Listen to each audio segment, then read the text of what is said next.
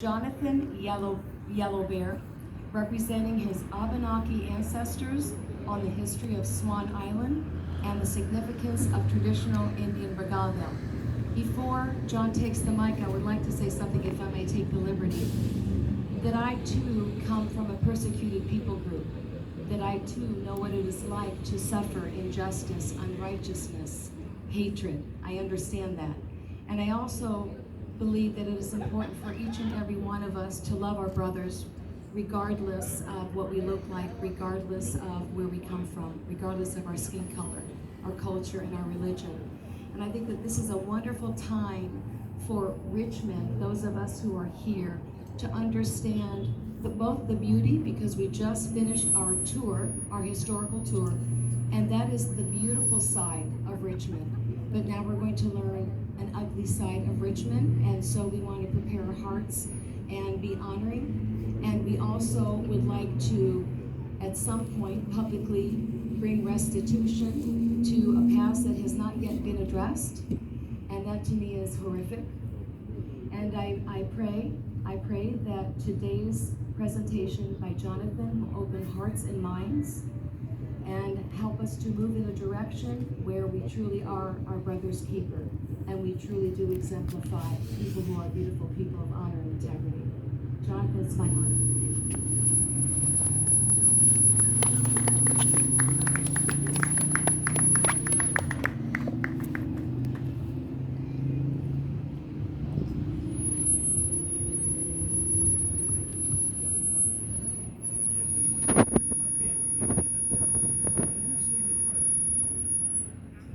Maybe.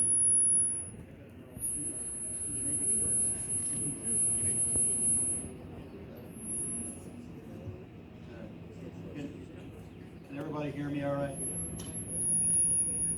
I want to apologize at the very beginning. Last week I contracted streptococcus in my throat and lost my voice. This is the strongest my voice has been all week long. So if I lose my voice again, I stop. So we're with you, Jonathan, all the way. let me talk about this island that's right across the river here. It doesn't look like much from now, but back in the old days, back in the 1700s, and before that, we had a rich culture living on. We had a big booming metropolis, actually a village over there. We lived there. We harvested wild rice on the southern end of the island, and we lived our life peaceably. Although there were northern tribes that tried to get at us, but they couldn't get at us because of the distance in the river. Wow, this is, man, that goes right through your head, didn't it? Wow. Okay. Now, Swan Island, I don't know if anybody knows the history of Swan Island. Has a very ugly past for us as Abenaki people. Our ancestors were slaughtered there. There was supposed to be a deed of sale, but we still can't find that deed of sale. We can't prove that there was any money passed from the people here to us back in those days. It's supposed to exist. I have not seen it, and Jay hasn't seen it either. He's the town historian. Yeah. So he can tell you probably better than I could that deed is somewhere. I think he said in New York, right, Jay? Yeah, Albany, New York. Albany, New York. Yeah, that's what I thought you said. So somewhere in Albany, maybe it's there. I don't know. So if we can prove that it was bought and paid for, then that makes the story a little different. But at this point, I consider it a non-payment, and we were slaughtered. Our ancestors were slaughtered to take over this island. So this island has a curse on it, and until the curse is lifted, that is a abandoned village site on the island, and apparently they say it's haunted. doubt it. But I'm not going to belabor the issue of my ancestors being slaughtered there. It brings up too much PTSD moments for me, and I have a hard time talking about it. It breaks my heart, it really does. And to think that there has not been an official public apology like my sisters. I don't understand that. That should have been done years and years and years and years ago. So I don't want to get to the point where I'm going to blow up here, and I don't want to do that. I want to talk about our regalia. I think you call it, what'd you call it? Regalia? That's close. Yes. This is what we would have looked like back in the 1750s, okay? I'm dressed as a warrior, and I have if you notice I have my moccasins on. That means I have my traveling shoes on. That means I'm ready for battle, anything. And if you notice I have a gun over my shoulder. That is on purpose, because no self-respecting warrior would be without his gun and weapons any time of the day. All right? There's also a war club on my backside, and I'll turn around so you can see it. Did you call that a war club? Yeah. That is a war club, yes. Ball-headed skull smasher. It is used nothing but for killing, because if you get hit with that, you'll never get back up off of the ground. So that's what it's for. Okay? Hand-to-hand combat was not uncommon, and back in those, it's a different mindset back then, because when the gun was brought to us, it only fired one round, so you had to reload it every time. I tell my gun owner friends that I reload every time I shoot. And that's the truth. That's the God's honest truth. So anyway, when we looking at all this stuff and looking back at history and how they would have done certain things and dress a certain way. So my dress is probably a little bit overkill for summer. Summertime, we probably wouldn't be wearing leggings or a shirt. We'd probably just be wearing loincloth and moccasins. But this is a family-friendly event, and we have to be dressed appropriately. So, but anyway, war paint was also an identifier of a warrior.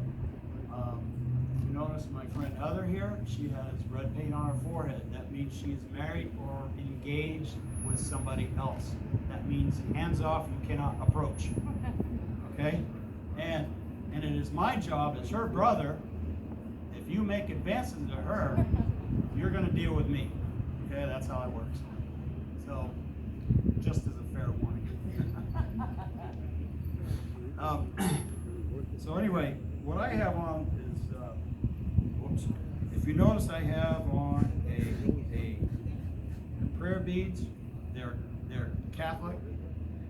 This tells the Catholics I'm on their side, but I'm not really. I'm my own man, and I only wear certain things because I think they're pretty. And if you notice, the men always dress better than the women. They always look well. Like in nature. Some women are very beautiful, and I'll just leave it at that. So, as a warrior, I'm always prepared for battle, and a lot of times when the Europeans came over and they saw our lifestyle, the women did most of the heavy lifting and a lot of the manual labor, and to them it looked like that we were mistreating our women, and the men were literally protecting everybody.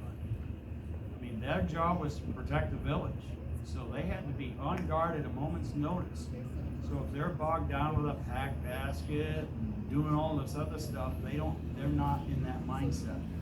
So that's why they are. That's why we're dressed the way we are, and that's why we do or did the things that we did, because we were always protecting the village or whatever was going on at the time.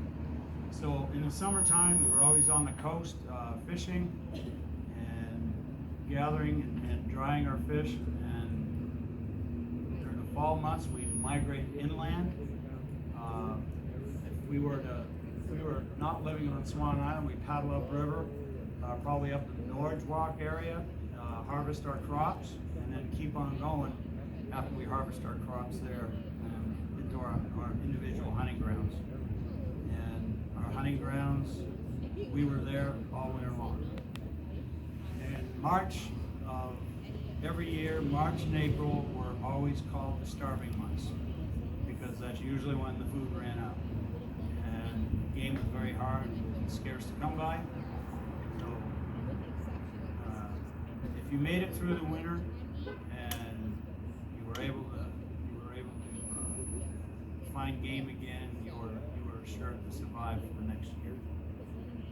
But it was very difficult. It was not an easy life, but it was a simple one. Certainly the way the Europeans viewed us was, the English called us savages, the French called us sauvage.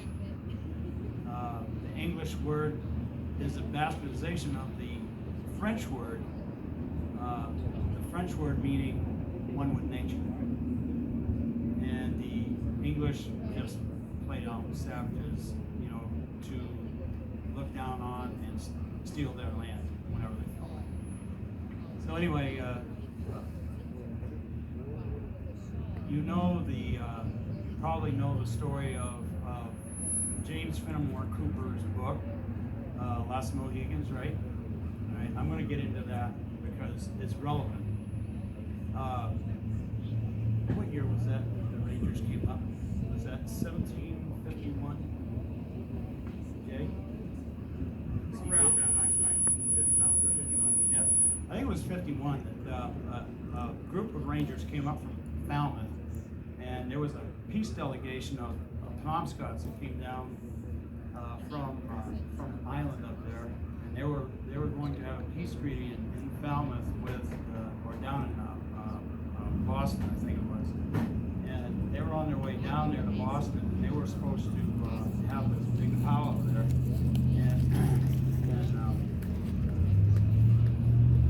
well, there was a line that was drawn that no European or white person could cross, and vice versa, the Indian couldn't cross into the white man.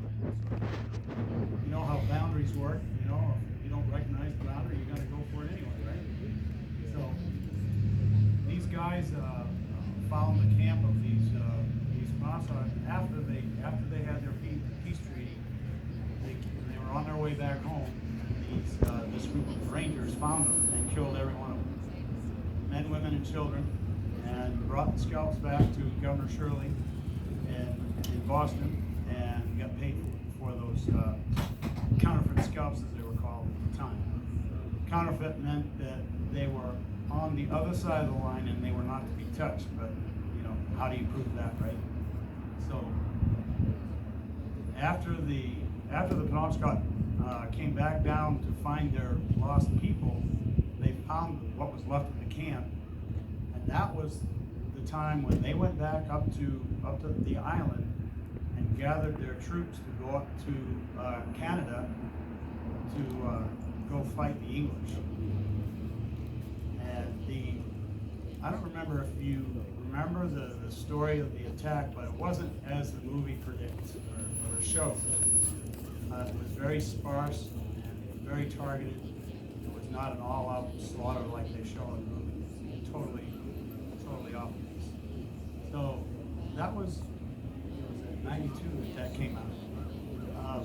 So with that bit of history, if you know what caused all this stuff, then you could almost say to the guy that wrote this story, why didn't you get all these people's names right, the locations right, and the story right? You could have had a really good historical novel, because that would have been what happened.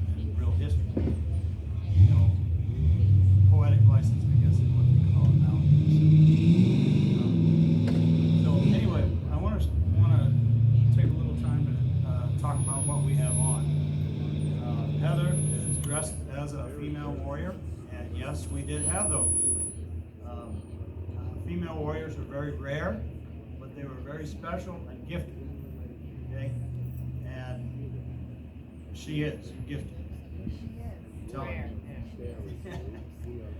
So she's wearing traditional loincloth leggings, and she's barefooted, so that means she's staying around the home. Okay, she does not have her traveling shoes on like I do. I'm home Okay? today, but I also forgot my weapon.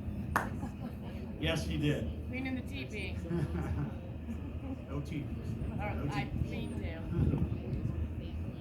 So anyway, she's got the traditional hand-woven sash, and she's got a quilled bag, and it's an open bag. This is traditional for the earlier time periods. A lot of the early bags never had a flap over the top. It's just a pocket.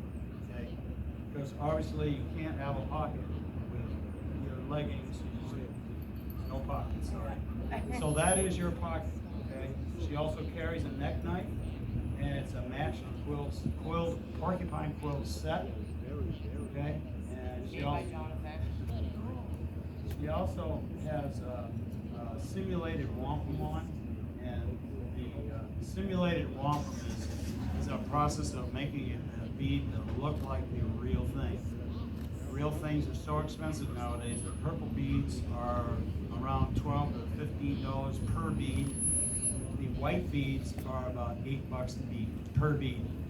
And these guys, and myself included, I will never sell them because I can't. Nobody will pay for it.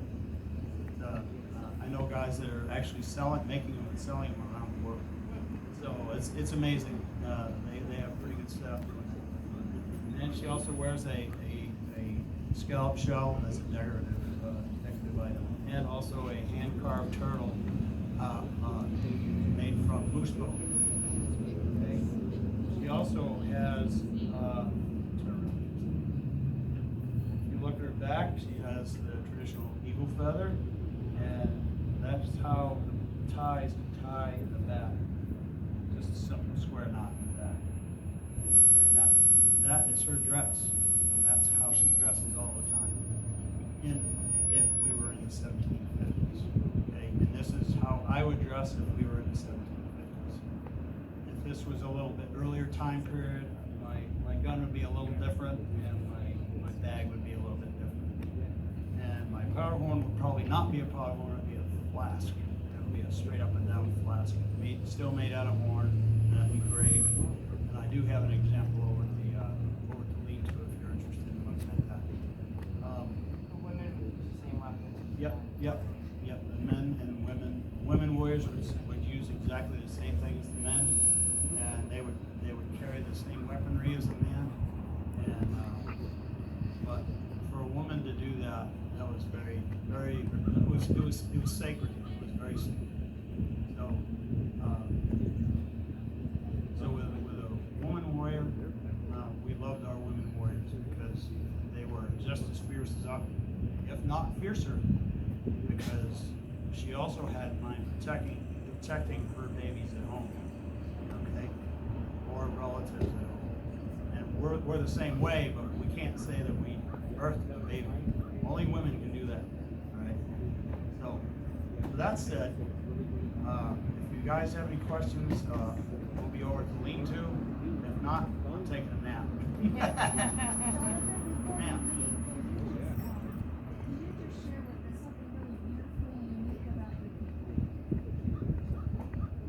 Oh. Family structure, Yes, our family structure is matrilineal. If you know what that means, great. If not, I'll tell you. Matrilineal means that if you're for your bloodline to continue, it has to come through the woman, right? Man is only a donator of you know what. So the woman's line, that's where your bloodline comes from. And to me, that's a pretty neat thing. We are continuing on with our language today. I know enough to be dangerous, so I won't belabor that issue here today. I can say hello, and I can say the departure greeting, or that's not right. I can say the greeting, and then I can say see you. So if I were to greet you, I would say Pakli Norgruzen, Tony Patalis, and that is good afternoon, how do you do? Now, if I was on my way out or leaving, I'd say Nana wa limizi takoli balkani, which means good, take care and travel well. And that's if I'm staying home. But if I was the one traveling, I'd say something else, and I don't remember the words. So, my voice is going away, so